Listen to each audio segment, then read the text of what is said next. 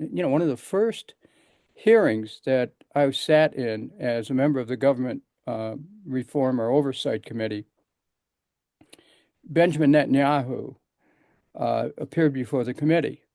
And this, I'm citing something that people can find on the internet. You just type in, Congressman Kucinich questions Benjamin Netanyahu, and you'll see that I questioned him.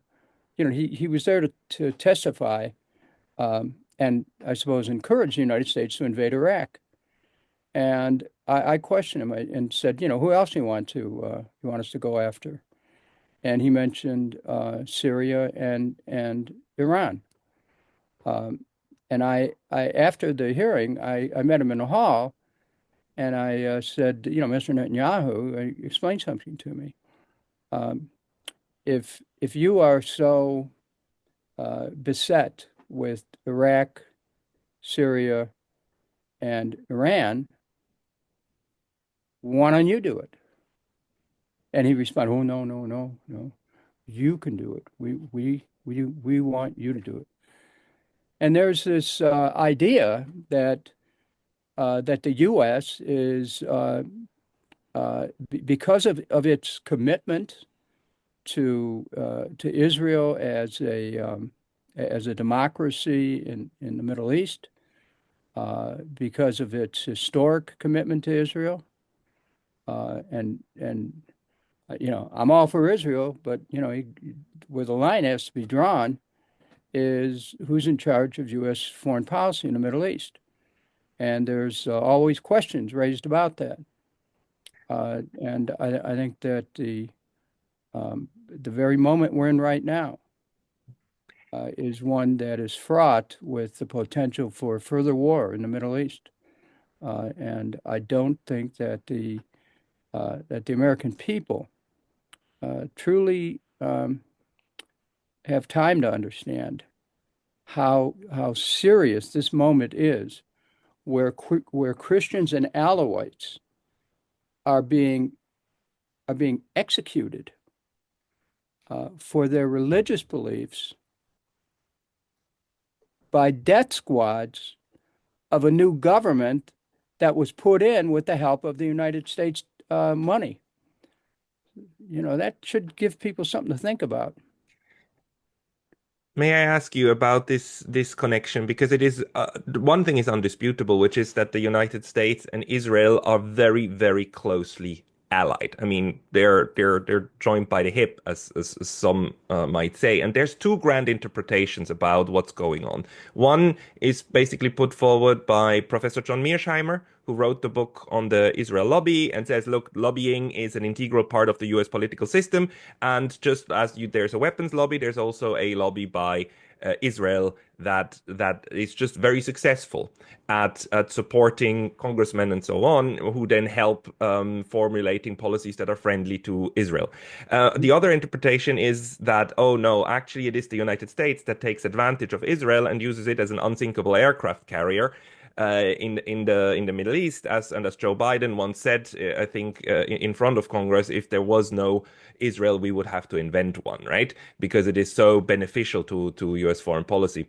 Which one of the two, or what kind of mix of these two, do you think is actually happening, or something completely else? Well, maybe both of those narratives are true. But where I draw the line is with genocide. You know, I don't object to the existence of Israel at all. I do object to the genocide which is visited upon Palestinians. How could any human being, anyone who calls himself human, see that and not be offended by it?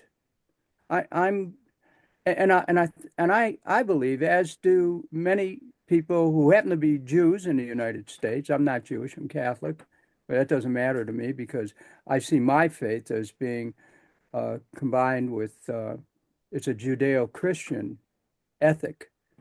And one of those things in that is thou shalt not kill.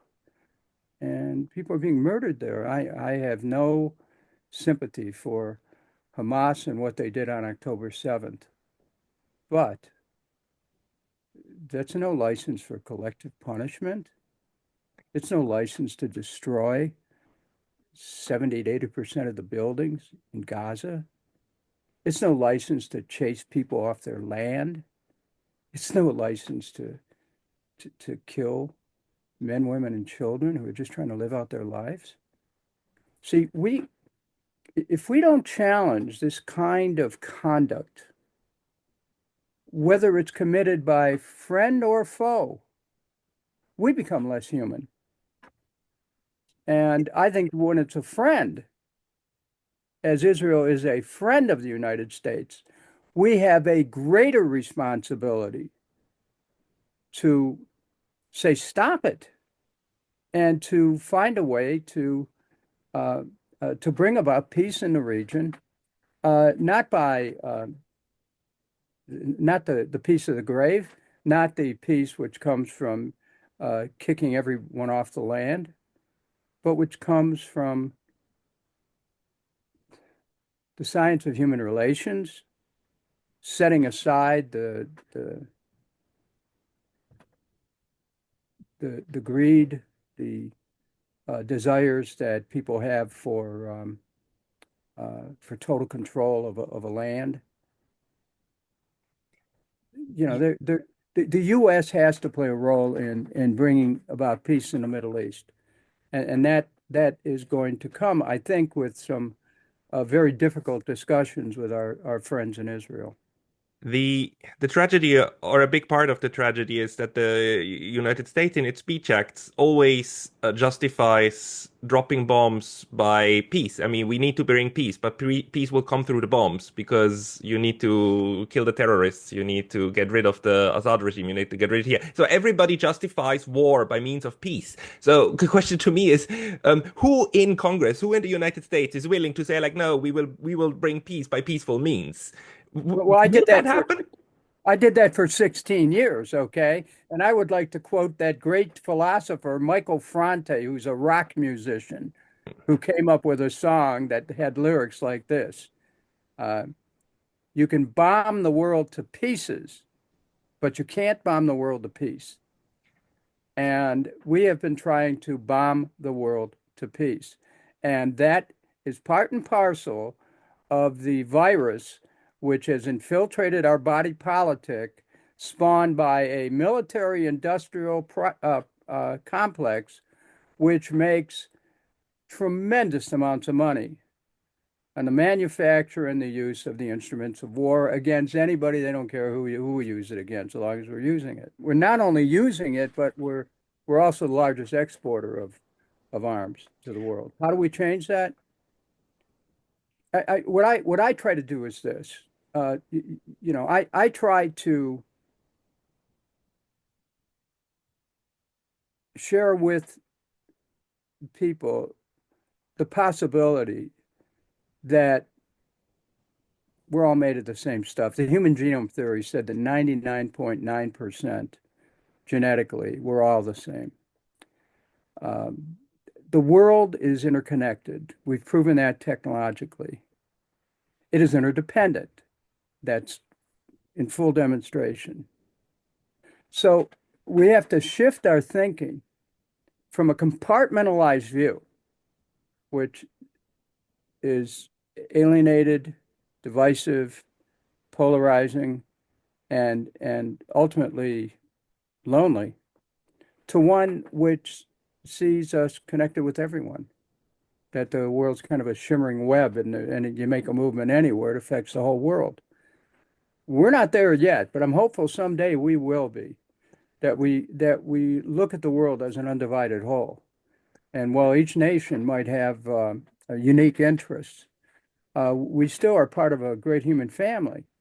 And we need to have that become part of the consciousness. So what I'm speaking of is a change in consciousness, which is necessary to get people to understand their commonalities, that we have a lot more in common than we have that's different as human beings. When politics is used to divide people, or when it's used to license the killing of people, that's where I, departed from my friends and colleagues in Congress and took a stand relentlessly for human unity, that we're all one. And if we do that, there is a possibility that we may someday arrive at a place where we will see peace. But it can only come about when we stop evoking out groups, when we when we start to see a human being as an aspect of ourselves and not as an alien.